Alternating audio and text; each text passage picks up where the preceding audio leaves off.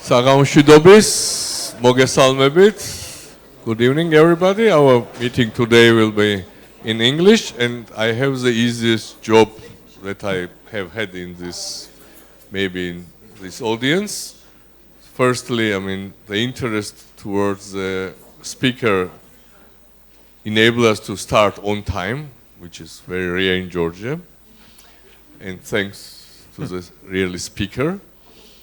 And second, Mr. Fukuyama does not need real introduction. So I only have to say that it's already like a good tradition that our distinguished professor of Free University is visiting each year our establishment and gives us the luxury to listen to his lectures. So, Mr. Fukuyama, the floor is yours. Thank you. Thank you. Thank you very much. So that's correct. This is a bit of a tradition to speak at the Free University. I knew Kaka Bendukidze, and I think the legacy that he left in this school is a really great one, and I'm really happy to be back in Georgia to be able to talk to you. I'm going to fly to Berlin tomorrow morning, and I'm there to give a couple of speeches on the 30th anniversary of the fall of the Berlin Wall, which will be on Saturday. And I've been asked to write something about what's happened to the world in the 30 years since November 8th, 1989, and the present. I actually wrote this up as an article that will appear in the Journal of Democracy in January, but I thought that I would review some of the items that I think make the world and the politics of the world very different this November 2019 than they were in November of 1989. By the way, I actually was in Berlin right around this time 30 years ago when I was working in the State Department. I had this very interesting set of meetings where all of the German officials told me absolutely no way will Germany ever unify in my lifetime. And this was like less than a week before the Berlin Wall came down. So I think it just shows it's very hard to predict what's going to happen in politics. So let me just go over several areas in which I think the structure of world politics has really shifted. I want to get something obvious out of the way. So in November of 1989, we were about midway through what Samuel Huntington labeled the third wave of democracy, in which the number of democracies expanded. In 1970, there were only about 35 democracies. By the early 2000s, that number had expanded to about 110 or 115. And the fall of the Berlin Wall occurred right in the middle of that, with this huge expansion of democracy, with the collapse of communism in Eastern Europe and then the subsequent breakup of the former Soviet Union. And I don't have to tell you that we're now in a much darker period in which authoritarian countries like Russia and China have consolidated their power. They're being very aggressive. They're trying to expand their influence well beyond their borders. I think that Georgia and Ukraine have been on the front lines of this struggle between different systems, and that's why I keep coming back to this region, because I think it's a very important fight. I don't want this kind of authoritarian regime to spread. I don't want the kind of corruption that is at the base of the former regime in Ukraine or the Putin regime to become the model for this region. And so that, I think, is everybody is aware of, and I don't think I have to explain that to this audience.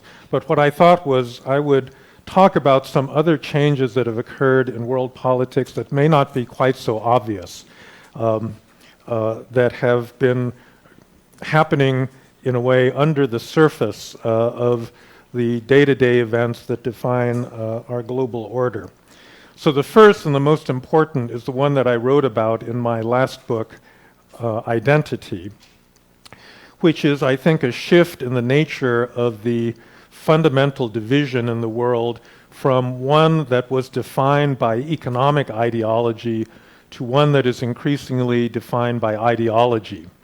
In the 20th century, the big conflicts between the left and the right were over an approach to economics, essentially, where you had a left that wanted more equality, wanted a strong state in order to redistribute wealth and income, versus a right that wanted a capitalist order, that wanted individual freedom, and that wanted market competition.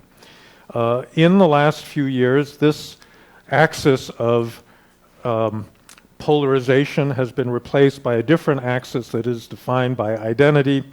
I define identity as a feeling that one has an inner dignity inside each one of us that needs to be recognized by other people, and oftentimes that dignity is defined by one's membership in a group, particularly a group that has been marginalized or persecuted. The earliest form of this kind of identity politics was really 19th century European nationalism, and obviously nationalism has made a big comeback in the present day world, and so you have new national movements that have sprung up, and they're particularly powerful in the former communist world, where there had been a suppression of national identity, and therefore with the liberation from communism, a reassertion of national identities. But this is happening in a lot of other parts of the world outside of Europe. So for example, in India, the Indian Republic had been established on the basis of liberal principles in the 1940s by Gandhi and Nehru, and today the BJP and Narendra Modi, the Prime Minister, are trying to redefine Indian identity on the basis of religion, on the basis of Hinduism, which is very problematic because there are a lot of people who are not Hindu living in India. In Southeast Asia, in Sri Lanka and Myanmar, there's a militant form of Buddhism that has now come to define the politics of that region. Even in Latin America, Jair Bolsonaro was a populist who was elected on the basis of a reassertion of a certain kind of conservative ideology.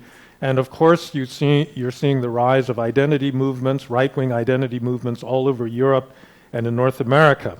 Unfortunately, in the United States, one of the oldest and, in a way, best consolidated democracies, we've seen a similar kind of movement with the rise of Donald Trump after his election in 2016.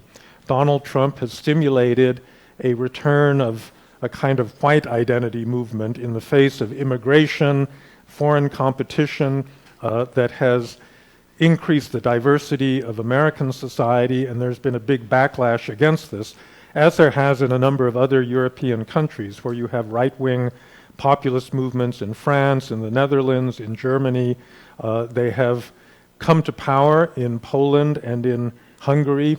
Viktor Orban in Hungary has asserted that Hungarian identity is based on Hungarian ethnicity, and he claims to be running an illiberal democracy, that is to say, something based on democratic elections, but not open to all people necessarily on an equal basis.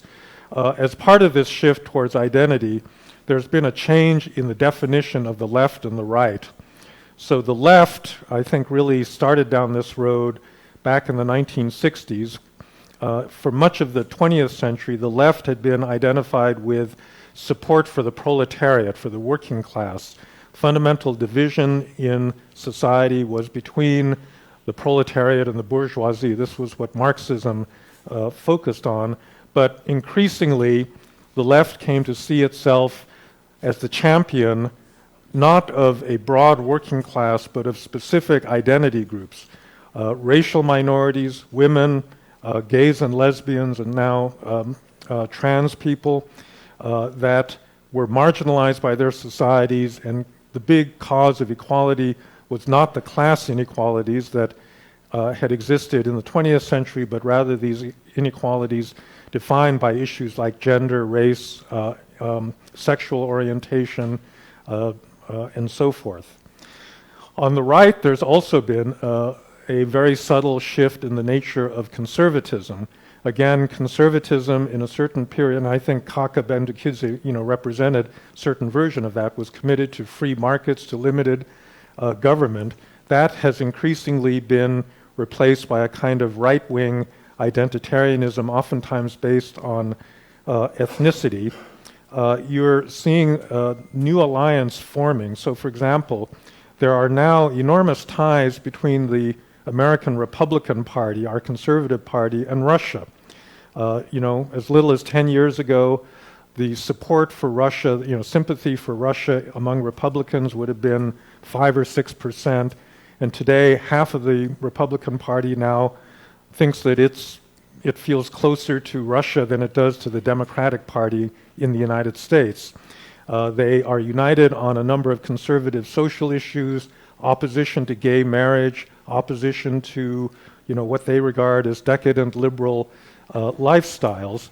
And there's actually a kind of conservative internationale that's growing up, all centered really on Moscow. And I think the Russians didn't come to this easily. Putin was searching for an ideology for many years. For a while it was this thing he called sovereign democracy that was associated with Vladislav Surkov. And now I think he's found his home in support for these conservative nationalists that believe that they're protecting Christian civilization, the traditional family, and so forth. And so this unites the Law and Justice Party in Hungary, Viktor Orban's Fidesz, and Putin, and a significant part of the American Republican Party. All right, so that's, I think, one big and fundamental change in the very definitions of the polarization that exists in our politics. Second big change that's happened in the last 30 years has to do with technology. In 1989, none of us used the internet. Well, actually, that's not quite true. I was using email at that point, but certainly the World Wide Web and the kinds of communications, easy cellular communications obviously did not exist. At the beginning of this revolution, we thought that it was going to be good for democracy because information was power, and if you had a technology that spread power out, decentralized it, gave everybody access to information on the internet, that this would also spread power out. And in fact, it did have this effect. There are many political movements, the Orange Revolution, the Rose Revolution, the Green Revolution in Iran, the Arab Spring, all of these allowed for democratic mobilizations based on people's access to the internet, to social media, to digital technology. But I think that what we've seen in the last few years is that it was just a matter of time before anti-democratic actors began to learn how to use the same technology, to weaponize it, and to turn it against democracy.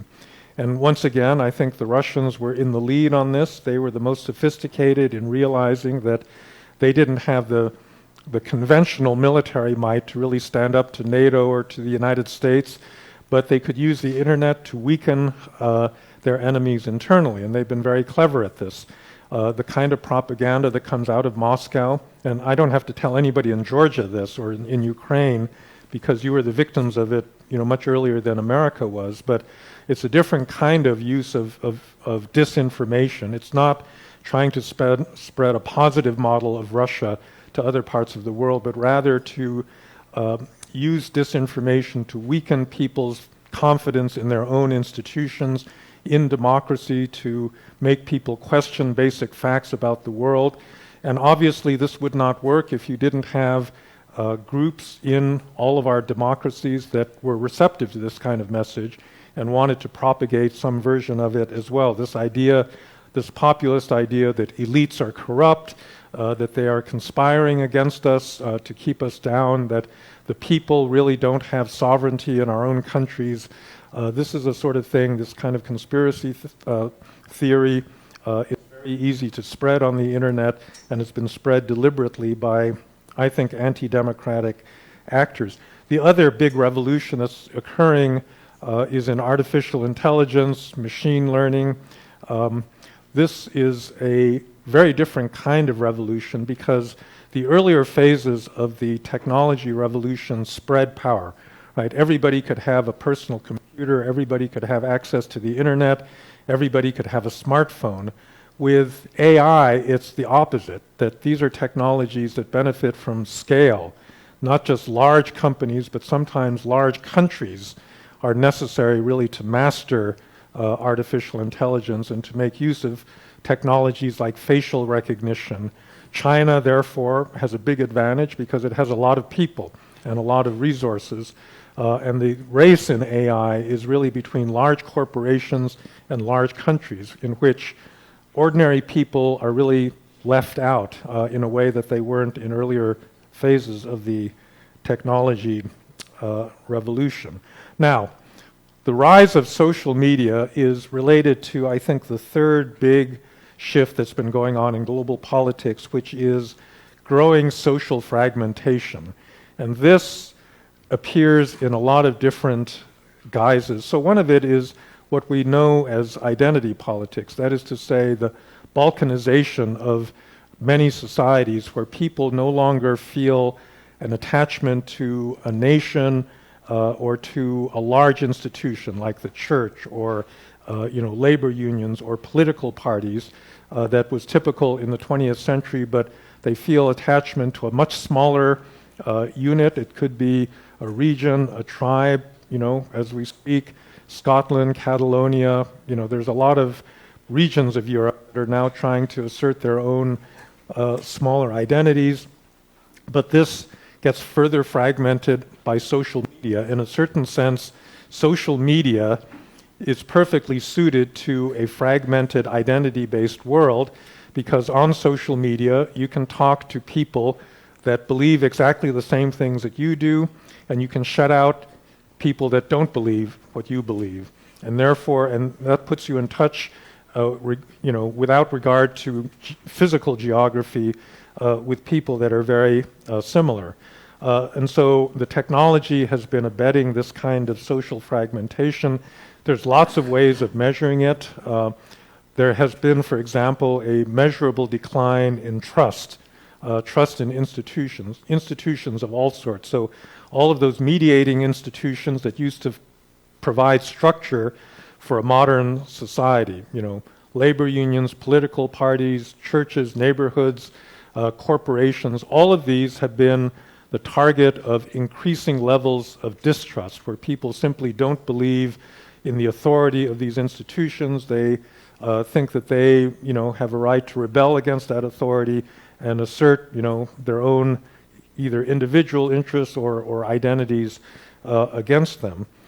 This was noted by the social scientist Robert Putnam at Harvard, who wrote a very famous article back in the 1990s called Bowling Alone, in which he noted, first of all, the overall decline of levels of trust, not just in the United States, but in most other developed democracies as well, declining trust in major institutions, in the government, and so forth. Now, this decline of social trust and this increase in fragmentation, in some respects, is a reflection not of bad things, but of good things that are going on, right? So if you ask yourself, why do we not trust institutions in the way that we used to a generation ago? Well, part of it is the fact that we're better educated. Around the world, levels of education have been increasing. So if you want, a high level of trust, you should go to a peasant village, where everybody is living in a small community and everybody is related to one another, and so forth. And, these are very tightly knit groups that have high levels of trust. You move to a big city, it's pluralistic, diverse, you don't know your neighbors necessarily, and in that kind of environment, you don't have a kind of natural social trust, and you're also better educated, and so you're taught to be skeptical. You don't listen to, the headman of the village just because he's the headman. And in fact, you begin asking questions, well, why is this person a man? Why not a woman? Why not somebody, of a very different background? And so higher levels of education, better information, I think, leads to lower levels of trust. We have much more transparency in the world. So for example, there's been this huge scandal in the Catholic Church over, sexual predation by priests. I don't think this is a new phenomenon. I think this has probably been going on in the Catholic Church for centuries, but we just didn't know about it because we didn't have the access to the kind of instantaneous information that we do, and we didn't demand transparency. We didn't demand that leaders expose their daily lives, that they subject themselves to the kind of scrutiny that is now demanded. That transparency is probably overall a good thing and necessary in a democracy, but it's also probably led to a decrease in trust. The final thing that I think leads to a decrease in trust is the greater diversity that exists in the world. So part of the consequence of globalization is that many societies have become racially and ethnically much more diverse than they were. Germany, for example, I remember, 20, 30 years ago, you'd go to Germany and they say, well, we're not like you. We're not a nation of immigrants, you meaning Americans. We're not a country of immigration. We're much more homogeneous. Today, in Germany, the percentage of people born outside of Germany is about 13%, which is roughly the percentage that were born outside of the United States. So in fact, Germany has become a country of immigration. And I think that trust in the good old days was actually related to the fact that everybody looked the same and came out of a similar kind of cultural background. In modern democracies today, they're much more diverse, and therefore you cannot take for granted this common cultural background of people. And I think this is one of the sources of declining trust. But it's also a source of greater fairness because, that earlier form of social trust had been oftentimes based on the exclusion of certain categories of people, right? Let's go back to the mid-20th century when I was a child. If you looked at American society, we still had official racial segregation, where black people could not go into certain sections of Washington, D.C. It was illegal for them to go into certain parts of Washington, D.C. Women were not included in virtually any workplace at that moment. They couldn't aspire to roles in corporate America or in leadership roles in politics, and all of that has changed. The country has become much more open and much more fair as a result, but it's also become, as a result of that diversity, we disagree about things and we don't see things necessarily in the same way. The we're up to number 4. The fourth big issue, I think, is the rise and fall of what's been called neoliberalism. We saw an economic revolution take place in the 1980s and 90s. It was associated with the rise of the so-called Chicago School of economists, people like Milton Friedman or George Stigler, Gary Becker, all of whom believed that governments were the major impediment to economic growth, and that the task of producing growth was related to the task of dismantling government. So Ronald Reagan came into office saying, government is not our friend. The most scary words in the English language is, I'm here from the government and I'm here to help you. And this led in both Britain and the United States, but around the world, within the European Union and other developed countries, to a period in which state regulation was dismantled, state-owned enterprises were privatized, tariff barriers were reduced, and the like.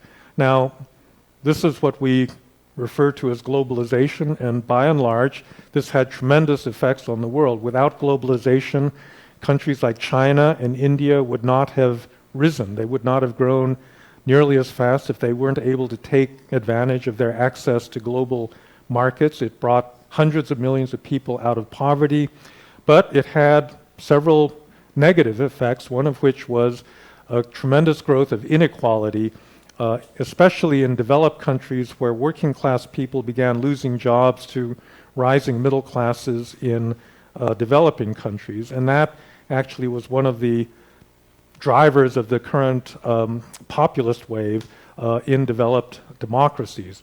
Working class people that had lost their jobs and were living in declining, formerly industrial communities that didn't have access to opportunities and jobs and the like. It also led to this tremendous financialization of the global economy, where you now have a layer in almost every country, every one of our countries, of oligarchs, right? In Ukraine and here, you refer to them as oligarchs, but we've got oligarchs in the United States as well. You know, people that are multi-billionaires who exercise undue political influence. They control media companies. They're in politics. In fact, one of them is President of the United States today. And this kind of inequality is not good for democracy. It's not good for democratic stability. And it's one of the consequences of this neoliberal revolution. Another, I think, thing that we've learned over the last 30, and this is a point that really applies much more to the United States than to other countries. I would say that Americans have learned that democracy is not necessarily the default condition of mankind. And I think that Americans in particular had a lot of illusions, and some of those illusions, I think, stemmed from the experience of Eastern Europe and the former Soviet Union in 1989. That is to say, you had these communist dictatorships that collapsed all of a sudden in the space of a few months. I was, in the State Department in 1989, which was really a miracle of a year in which we thought that there were these solid dictatorships that would last the rest of our lives, and all of a sudden they proved to be very fragile, and people welcomed the advent of democracy in the Czech Republic, in Poland, in Hungary, in the Baltic states, in any number of countries. And I think that there was an incorrect conclusion that was drawn from that, which is that the main task of political reform was to get the dictator out of power, and that once the dictator was out of the picture, that you would somehow have a relatively easy path towards a modern democracy. Unfortunately, this was the logic that underlay the American intervention in Iraq, where I think the Bush administration thought that by getting rid of Saddam Hussein, you'd have crowds of people in the streets of Baghdad welcoming the United States as liberators, and instead what you got was an insurgency, a civil war, instability that we still are living with to the present moment. And I think what this should have taught people is that actually you can't have democracy if you don't have a state, right? That's the problem in the Middle East right now. Iraq, Syria, Libya, Yemen, Afghanistan, all of these countries can't even begin to become democracies because there's no nation there. There's no state that provides basic security on top of which a democracy can be built. And so the transition agenda really involves the state-building agenda. And incidentally, even for countries that are not failed states, the way Syria is, there's still this huge issue of corruption. State quality, I think we've realized, is something that is extremely hard to achieve when you're living in a country with endemic political corruption, in which you have an entire political class and a business community that's been drawn into a circle of pervasive corruption that is fed by an international financial system that's glad to launder the money that's stolen from ordinary citizens, by oligarchs, and then move it to tax havens in offshore accounts.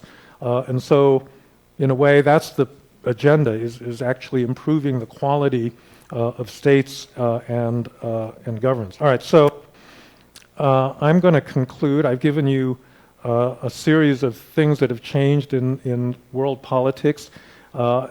It may sound like a pretty pessimistic overview, and many of those developments are not good because, as I said, we're not living any longer in this third wave of democratization. However, I will point to some possible grounds for optimism, because I think that unlike the 1930s, when you also had a collapse of democracy in the most advanced countries in Europe, institutions are much stronger today. In the United States, although President Trump has been trying to weaken as many institutions as possible in a kind of typical populist fashion, he hasn't succeeded. And in fact, there's been a lot of pushback. We're going to have an election next year, and that election may eject him from the presidency. You've had an election recently in Budapest. You've had an election in Istanbul, a surprising election in Malaysia. You've had popular movements that have arisen in Sudan, of all places, Algeria, Armenia, Nicaragua. Many places around the world, the spirit of 1989 is still there, because while democracy may not necessarily be a universal form of government, I think what is universal is people who don't want to live under a dictatorship. That, I think, is pretty clear. And it means that, although China today looks stable and prosperous and like a powerful, consolidated dictatorship, it has a big liability because its basis for legitimacy is inherently much weaker than a country that actually does have some form of accountable government. So I'm not going to make any predictions about where any of this is going to lead, but I do think that there's reason, let me put it this way. I think that there are structural forces operating beneath the surface that are economic and social that push societies in different directions, technology being one of the most important. But human agency is also really important. No country is ever mechanically destined to either become a democracy or a dictatorship. It's really up to the choices that are made by individuals, by leaders, by voters, by groups, by civil society in every individual country. And unless you fight for democracy, you're not going to get democracy. And that fight is still ongoing. It's going on here in Georgia. It's going on in Ukraine. And I think we all need to stick together if you're going to live in a more democratic world in the future. So thank you for your attention, and I'm happy to take questions.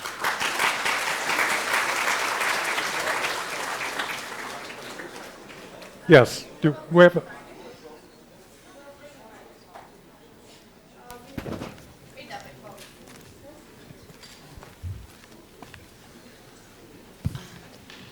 Hi, Anna Tawadze, Democracy Frontline Center.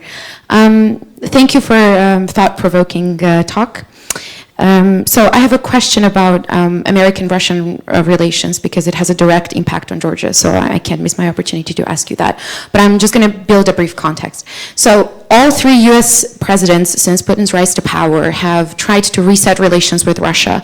Even Trump, after he took over the office, has tried to, in his own way, change the dynamic of the relations. However, we've seen that in order for Mr. Putin to uphold his image of the ultimate Russian leader who took back the nation's pride, he, through satellite countries like Georgia, he needs to constantly recirculate the thought that the West, specifically the US, poses some sort of threat to Russia's political and moral superiority, which makes us think that any American administration that attempts to launch a strategic dialogue will face constant rejection. So in that context, do you think there is any way out of this endless loop of hell? And after Trump's isolative strategy of navigating through these political processes, do you think that any potential candidates or any potential future American administration has the capacity to improve these relations, maybe through a change of approach in US foreign policy? Thank you.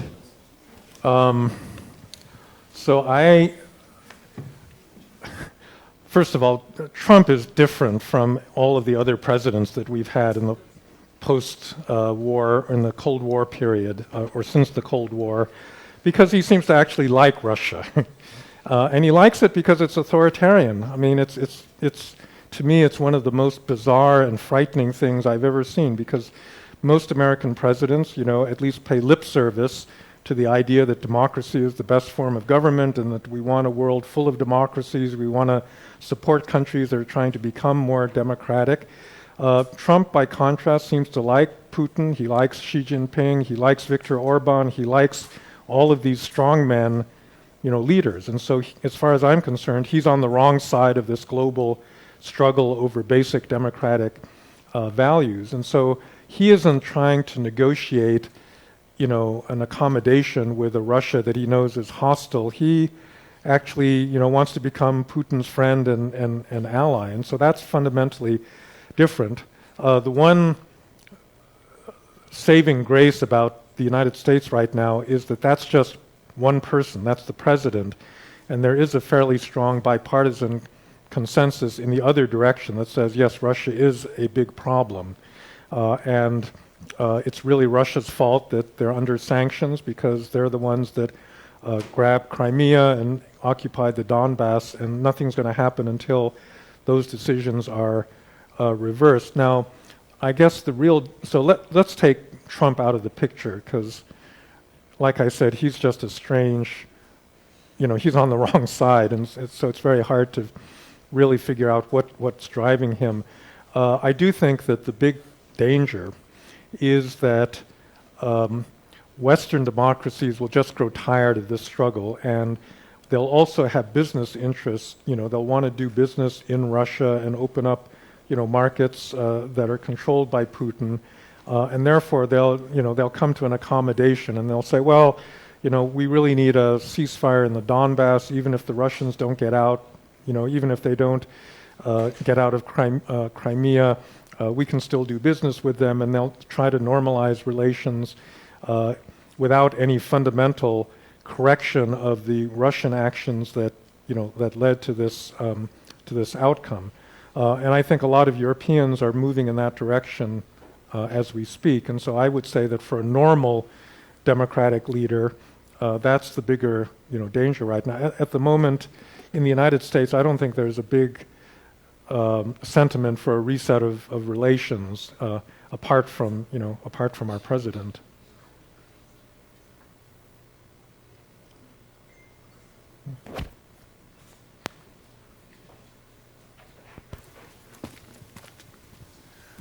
Hi Francis, how you doing? How's the journey in Tbilisi? All good? Oh, it's good. Good yeah. fun? Great. Yep. Shall we just speak about some theories here? I've read your book, End of History, and you only speak about realism, and you believe that you know some truth, that you can predict the future. And but you don't really... I said that?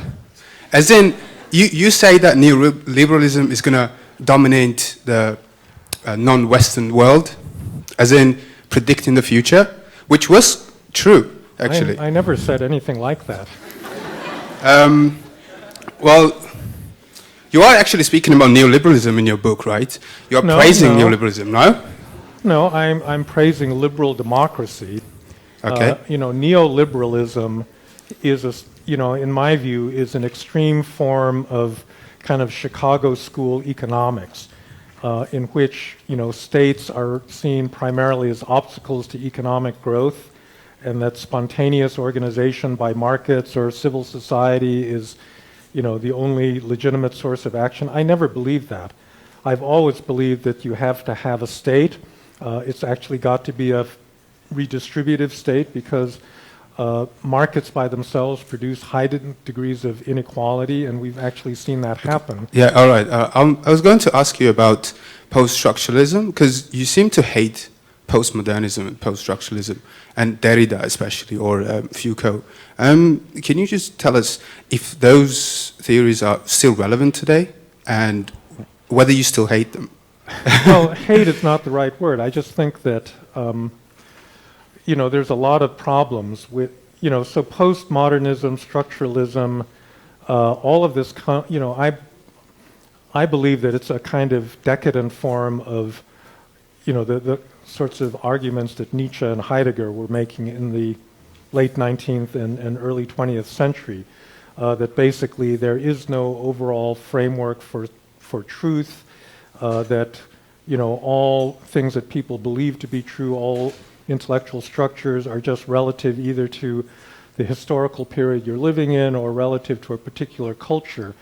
And the form, the kind of form that's very popular in certain academic circles these days is this form of cultural relativism that says essentially that there is no superior point by which anyone can judge any other culture, that we all live within a cultural horizon, we can't adjudicate between cultures, and therefore there's no criticism that you can make, of a different cultural system.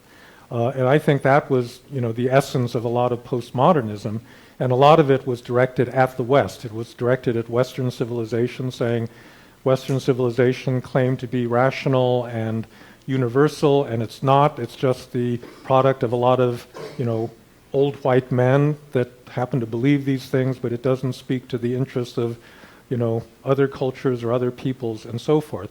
And that's the part that I'm very skeptical about. I mean, I actually do think that, there is a role for reason in judging the difference between cultures, and that, you want to be very careful in that, because it's very easy to be chauvinistic and to, let your own prejudices guide that discussion. But I do think that, there's, for example, a fundamental difference between us and China, and that, there's a lot of reasons, normative reasons, not to want to live under a dictatorship of the Chinese Communist Party.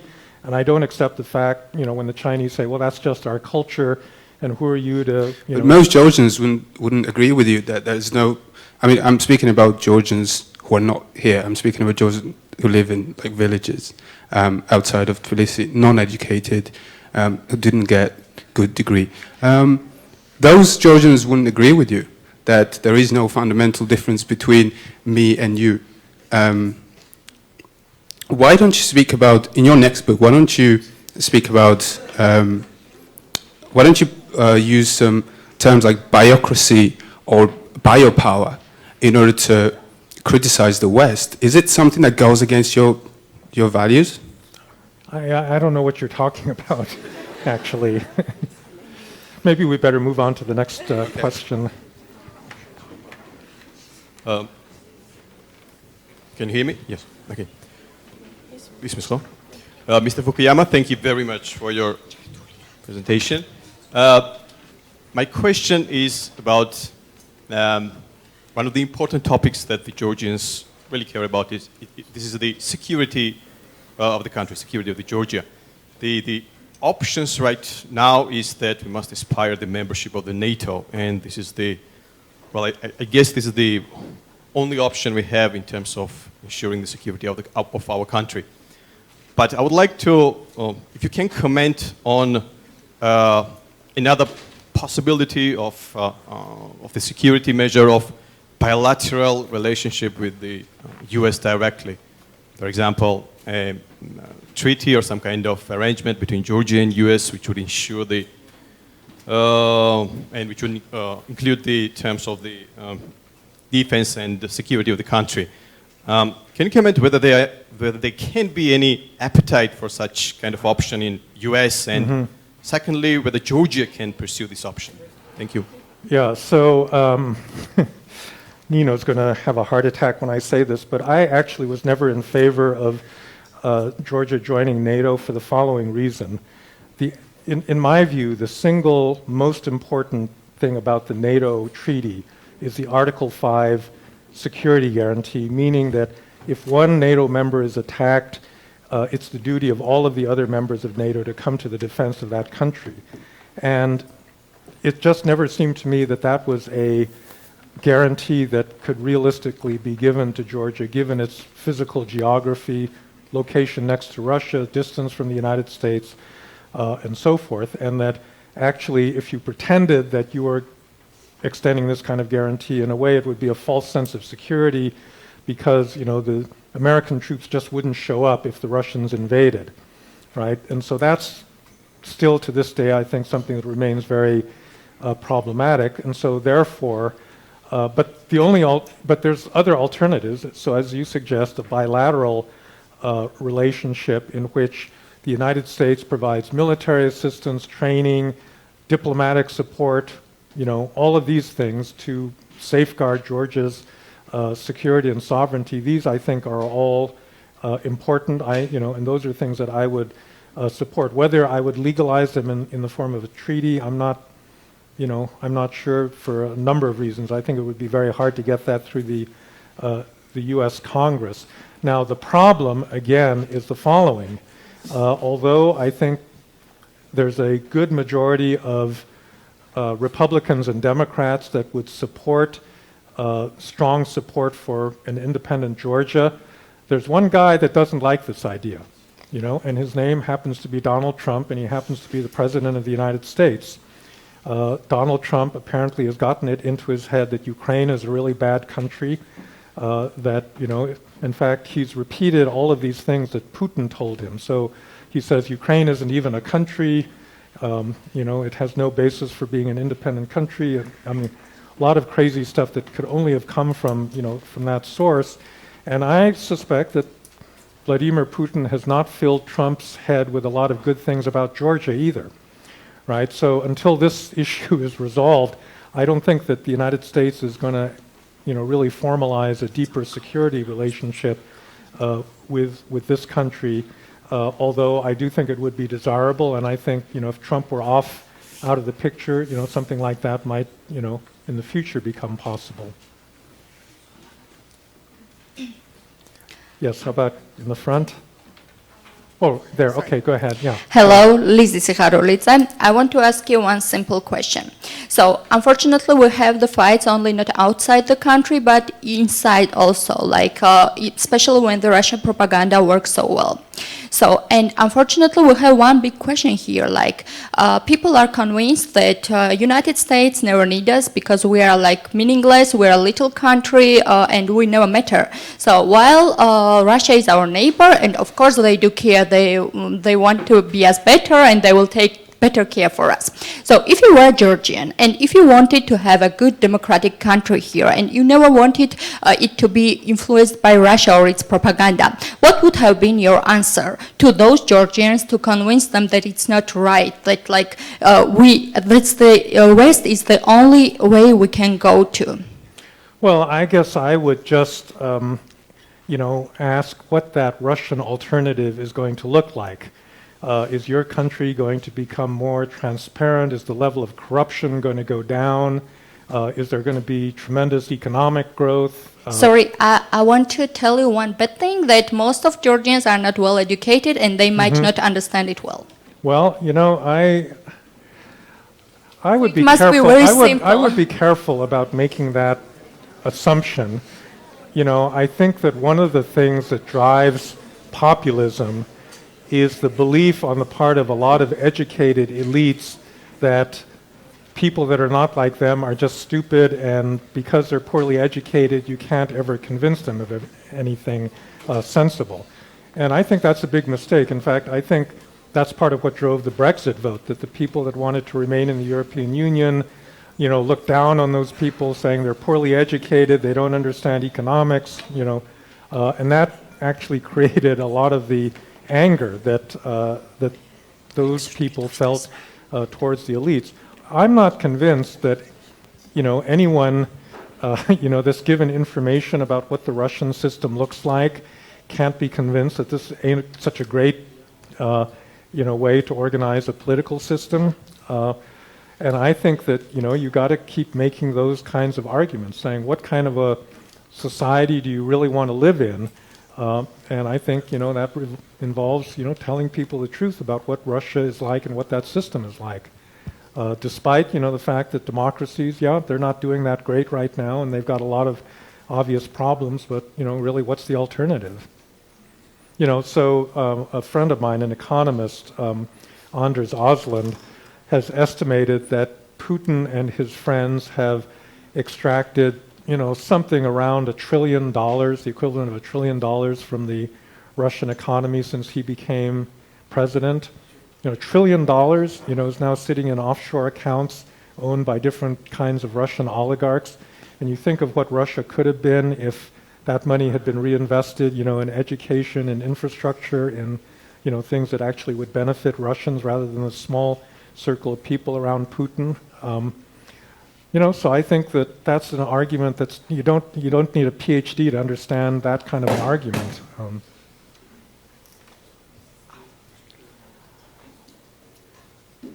Hello? Okay, yeah, okay. There's somebody down here also. Yeah, go ahead. So I'll start off with this slight commentary and then I'll get to my question if that's okay. So I've been following a lot of American news for the past couple of years at least from my own perspective. And I've heard you mention President Donald Trump and him undermining the institutions that America has been famed for its existence, for as I can speak it. But I haven't really heard you say, or at least try to criticize the modern left, basically the ideology that's trying to govern the Democratic Party as of late, at least. At least for the latest developments, the most problematic issue that I can think of is the left facing the idea of freedom of speech. And I would at least assume that Trump is a direct answer to the left, and the left being so aggressive towards the right wing so much and harassing them for the past couple of years at least. So my assumption would lead me to this kind of a question. Don't you think that, at least from the youth, and how socialism hasn't integrated itself in the modern youth's mind for the past couple of years, don't you think that they are the ones that are undermining their institution, at least from the perspective that most of the youth doesn't necessarily care for the Constitution itself? They've literally come out and said that the First Amendment doesn't necessarily apply to them, and they don't really care from the perspective of political speakers, right? Where you get these campuses that don't allow politically conservative speakers, such as Ben Shapiro, for example, to speak their own mind. So don't you think that that's more of an undermining the institution that America has been famed for, rather than Trump saying some nasty things about certain, let's say, courts or lawyers or so on and so forth, right?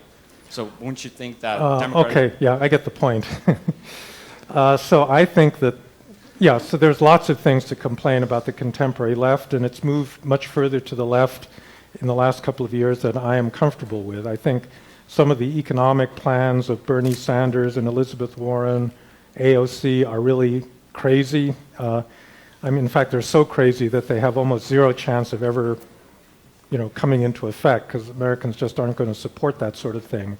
That's just in the economic sphere. But this business about free speech, I think, is really exaggerated.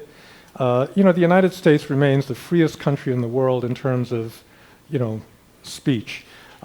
Where you have problems is on certain university campuses and, in certain cultural areas where there's a certain set of topics related to gender, race, ethnicity, and gender orientation, where, yes, you do have to be careful about what you say, but that is really different from saying that on the left, they're committed to, a kind of anti-free speech. I mean, there's just, a number of extremists, but I think that people on the right, in our social media world, take these examples and try to argue that this has somehow become universal, and it's just not. So I think, you need a little bit more balanced view. I actually think that the threat, coming from right-wing identitarian movements is, at the moment, a lot more severe than the one that comes from left-wing ones. The big threat I see is actually the Democrats nominating Elizabeth Warren, which I think is going to lead to Donald Trump winning a second term in office. Yes. I think I will turn. Okay, sorry. Mr. Fukuyama, you mentioned the rise of nationalism and fragmentation of identities all over the world. So, I mean, India, Sri Lanka, Europe, USA, and so on, isolation, and so on. So, do you have any proper explanation of this overall process, or some sufficient cause of it? What could it be? Well, what could the reasons be? Yeah, I think that it's a little bit dangerous to put all of these things under a single causal umbrella, because a lot of them are driven by very different sorts of factors. The populist movements in Europe and in North America, I think, do have common causes. I think they were triggered by globalization, but I think that the cultural aspect of globalization was at least as important, if not more so, than the economic side, right? The economic side had to do with growing inequality. But if that were the big issue, you would think that left-wing populist movements would have exploded after the financial crisis in 2008. And instead you get all these right-wing populists that have dominated, a lot of the scene.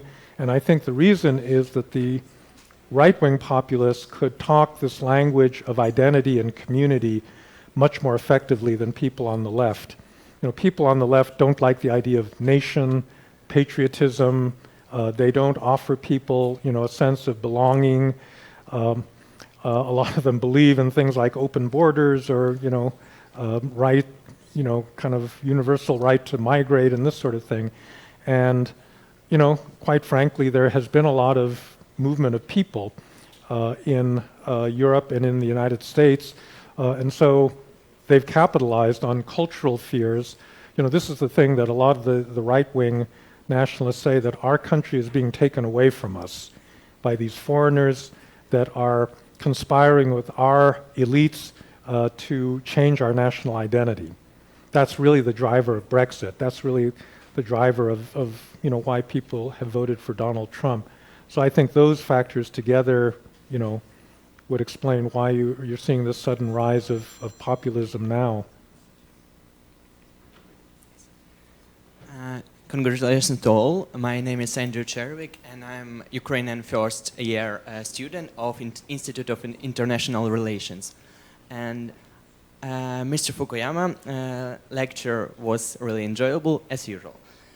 So my question is about the scandal between the United States and Ukraine, which pertains to scandal messaging within Donald Trump and Vladimir Zelensky. I'm sure that you know about this event, and I want to ask you, how do you think if it will be real consequences of this event, and if it may have has an influence on the president elections in 2020, and who is more beneficial, Donald Trump or Biden? I have to tell you, everybody in the United States is talking about exactly that question right now, because, or at least among the political class. So, I assume that a lot of people in this room have been following what happened. That, in fact, it was one of our proteges, Sergei Leshchenko, who, was one of the journalists that revealed the black ledger about Paul Manafort's activities when he was working for Yanukovych. And somehow this information got back to Trump and to Rudy Giuliani, and it convinced them, apparently, and we're only learning this right now, apparently it convinced them all the way back in 2016 that Ukraine was really a bad country. And as I said, Trump, for some reason, seems to like Russia in any event, and so I'm sure Putin reinforced this view. The trouble from Trump's point of view was that nobody else supported an anti-Ukrainian policy. Republicans and Democrats in Congress wanted to support Ukraine and didn't like Russia. And so for the first 3 years, he really couldn't implement an anti-Ukrainian policy. But as soon as the Mueller investigation was over, he felt that he'd been exonerated, and almost the next day, he gets on the phone with Zelensky and then basically threatens to take away their military assistance if they don't investigate, Hunter Biden. And then this crazy conspiracy theory about Ukraine, having interfered in the American election and not Russia. And in doing so, he managed to identify like the two most corrupt people in Ukraine and claim that they're the ones that were fighting corruption, and that Donald Trump, is fighting corruption, which is it's so maddening, because I know all of these people, and it's like calling white black and black white. So the question then is, what's going to happen? I have no idea. Over the past 2 weeks, there's been this string of really credible witnesses that have all said, yes, there was a quid pro quo. Trump did withhold military assistance in order to get the Ukrainians to look at Hunter Biden.